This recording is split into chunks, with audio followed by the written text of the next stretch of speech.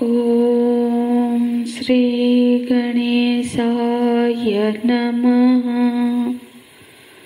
ओम श्री सरस्वतीय नमः। ओम श्री गुरुभ्यो नमः।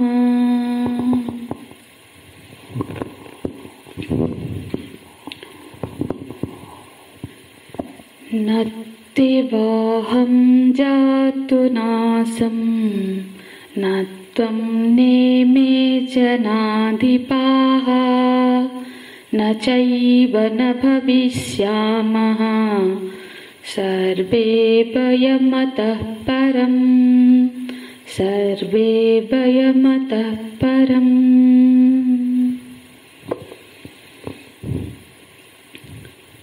पंडिताः न अनुशोचन्ति।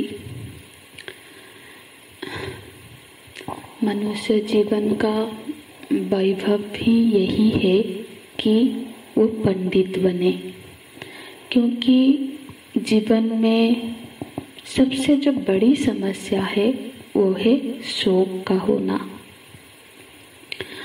और भगवान 11वें श्लोक में ये संकेत किया है कि हम सभी को पंडित बनना चाहिए।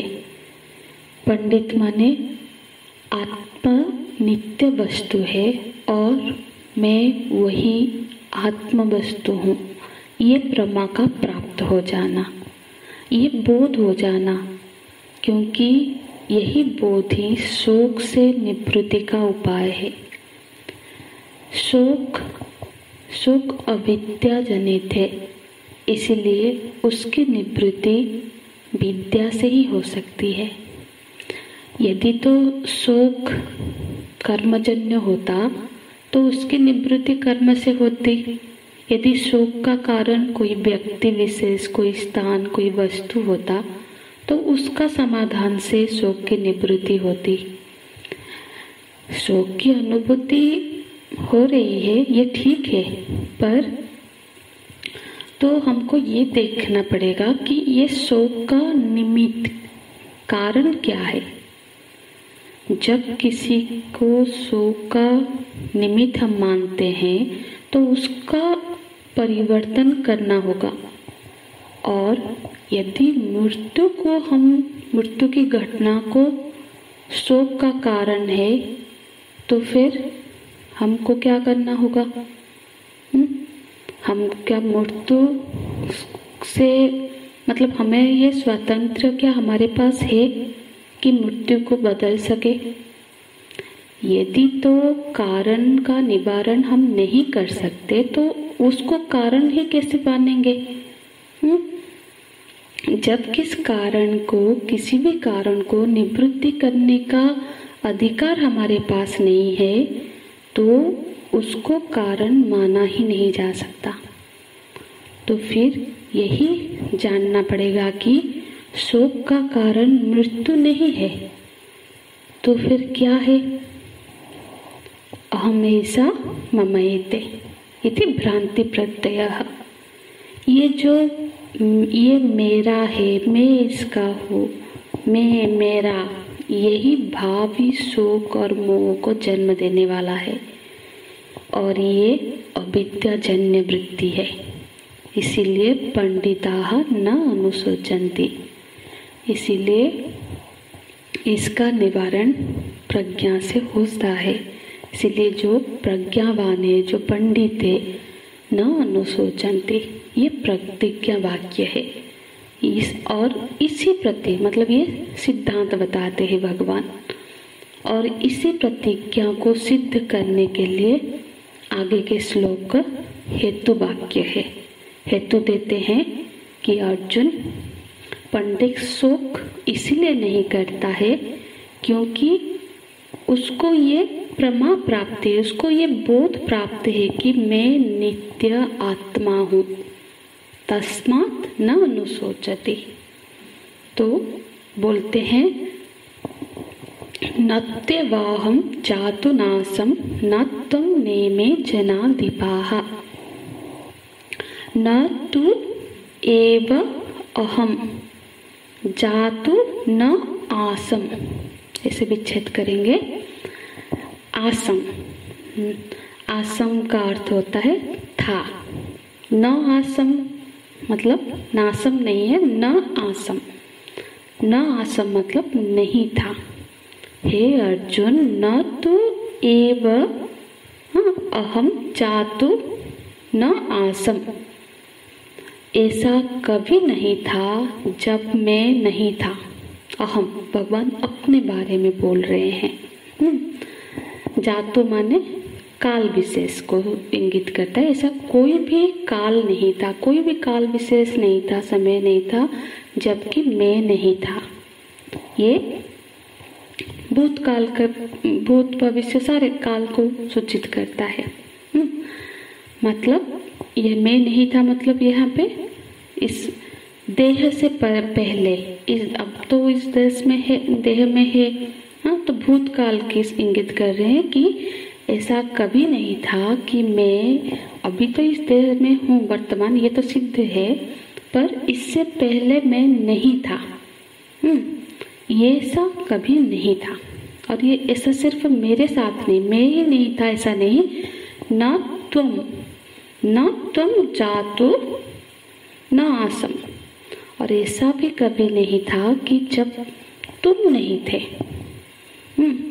या फिर ना मैं जनाधिपाह, और ना ही ये सारे जनाधिपा मतलब ये सारे जो राजा लोग हैं, बाकी सब जो इस युद्ध क्षेत्र में है, ऐसा कोई समय नहीं था जब ये लोग नहीं थे। और अर्जुन जी का भय क्या था? उनको भय इस बात का लग रहा था कि ये सब नहीं रहेंगे। तो बोलते हैं न च एव न चैव न भविष्यामः, न च एव न भविष्यामः, सर्वे वयमतः परम। हम सभी लोग, सर्वे वयम, हम सभी लोग नहीं रहेंगे। न चैव, ऐसा भी नहीं होने वाला है, ऐसा भी नहीं होगा कि हम लोग नहीं रहेंगे। मतलब इस शरीर से पूर्व हम नहीं थे, ऐसा भी नहीं था, और इस शरीर के बाद नहीं रहेंगे, ये सोचना भी गलत है। और वर्तमान में तो प्रत्यक्ष है ही। तो नत्य बाहम, इससे प्राक अभाव का निषेध करते हैं। और न भविष्यामः, इससे प्रध्वंस भाव का निषेध करते हैं। मतलब ऐसा कभी नहीं था कि हम कभी नहीं थे। प्राक अभाव मतलब कभी अभाव ही नहीं था, ऐसा नहीं है। और प्रध्वंस, कभी नाश भी नहीं होगा। हम, तुम और ये राजा लोग इस जीवन से पहले भी थे और इस जीवन के पश्चात भी रहेंगे। और वर्तमान तो हम सन्मुख है ही, अतः वर्तमान का उल्लेख करने की आवश्यकता नहीं है। माने आत्मा जो है वो काल परिच्छेद नहीं है। तो भगवान ये चाहते हैं कि, ये बोल रहे हैं कि पर समस्या कहाँ है, कहाँ आती है? समस्या तब आती है जब हम मैं को, ये जो मैं को शरीर से जोड़ लेते हैं। हम शरीर से जोड़ के देखते हैं कि मैं शरीर हूँ, ऐसा जब हम मान लेते हैं तब क्या लगता है? शरीर का तो जन्म हुआ है और शरीर एक दिन उसका नाश भी, नष्ट भी हो जाएगा।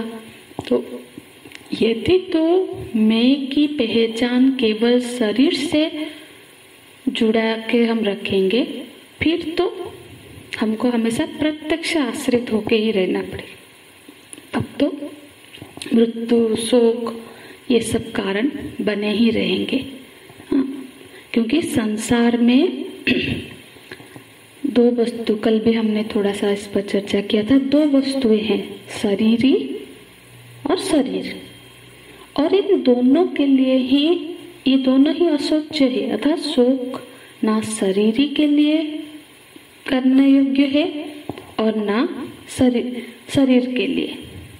कारण यही है कि शरीर का कभी अभाव होता नहीं है और शरीर कभी रह सकता ही नहीं है।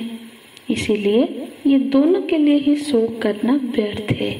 तो भगवान ये चाहते हैं कि अर्जुन, तुम अपनी दृष्टि को उस धरातल को प्राप्त करो जहाँ पर निश्चित्व की दृष्टि प्राप्त हो जाए।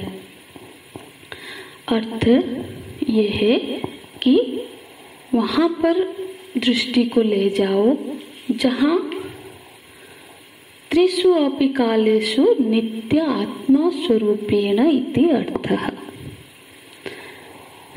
जहाँ पर जो तीनों कालों में, अब तीनों कालों में ही आत्मा रूप से सब नित्य ही है, ये बोध प्राप्त हो जाए इति, ये बोध प्राप्त हो जाना चाहिए।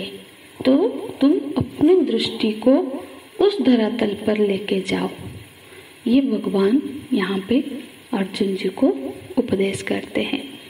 और यहाँ पे और एक चीज भी हमको समझना चाहिए कि मैं था, तुम थे, ये राजा लोग थे। यहाँ पे जब विभक्त होके बताया जा रहा है, पर सब थे, मतलब एक नित्य तत्व की, एक नित्य आत्म तत्व के बारे में बताया जा रहा है, पर ये बहुवचन प्रयोग हो रहा है। तो ये जो बहुवचन का प्रयोग हुआ है, ये देह भाव, देह के भेद से विचार किया गया है, आत्मा भेद से उसका अभिप्राय नहीं है। भगवान भाष्यकार बोलते हैं, देह भेदानुवृत्त्या बहुवचनं न आत्म भेदाभिप्रायेण। क्योंकि अभी अर्जुन जी के बुद्धि में अनेकत्व का भाव बना हुआ है, इसीलिए भगवान विभाग करके बता रहे हैं। परंतु परमार्थिक दृष्टि से देखा जाए तो कोई भेद नहीं है। अहम त्वम, ये इमे जनाधिपा, ये मैं तुम और ये राजा लोग, ये जो प्रयोग देह की पृथकता की दृष्टि से किया गया है, ये हमको ध्यान रखना पड़ेगा। क्योंकि सबका लक्ष्यार्थ परमात्मा है और वो क्या है, वो कभी मरता नहीं है। और बाच्यार्थ क्या है, बाच्यार्थ जीव है, वो भी मरता नहीं। अतः ना तो तत्पद का पदार्थ की दृष्टि से शोक करना चाहिए, ना तो तुम पदार्थ की दृष्टि से शोक करना चाहिए।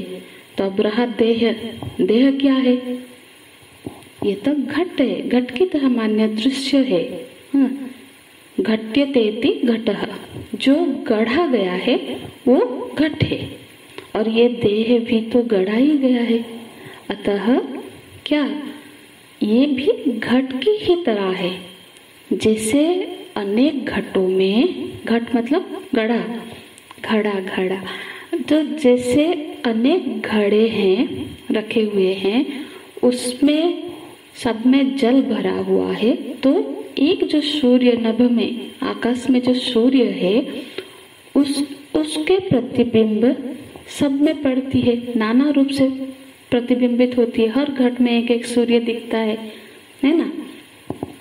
वैसे इस देह रूप घट में जो जल स्थानीय क्या है, अंतःकरण है, उस अंतःकरण में ही एक ही आत्म तत्व नाना रूप से प्रतिभासित हो रहा है। आत्मा तो एक ही है, वो अनेक फिर जान पड़ रहा है। जैसे एक ही सूर्य है पर अनेक घट है, अनेक घटों में सब में अंतःकरण रूपी जल भरा है, तो उस सारे जल में उस सूर्य का प्रतिबिंबित अनेक भास रहा है। उसी तरह से एक आत्म तत्व ही अनेक भास रहा है। तो इस श्लोक में परमात्मा और जीवात्मा का साधर्म्य बताया गया है कि मैं, तू तथा राजा लोग, ये तीनों शरीर के धरातल से अलग अलग है, पर सत्ता के दृष्टि से एक ही है। शरीर तो पहले भी नहीं था और बाद में भी नहीं रहेगा, पर जो स्वरूप की सत्ता है वो पहले भी थी, बाद में भी रहेगी और वर्तमान भी है। जब ये शरीर नहीं थे तब भी सत्ता थी, जब ये शरीर नहीं रहेगी तब भी सत्ता रहेगी। तो एक चैतन्य सत्ता ही सब कुछ, मतलब यहाँ एक चैतन्य सत्ता के अलावा और कुछ भी नहीं है। बस यही बात हमको इस श्लोक में समझनी है। हरि ओम तत्सत। ओम पूर्णमदः पूर्णमिदं पूर्णात् पूर्णमुदच्यते पूर्णस्य पूर्णमादाय पूर्णमेवावशिष्यते। ओम शांति शांति शांति। हरि ओम। श्री गुरुभ्यो नमः। हरि ओम।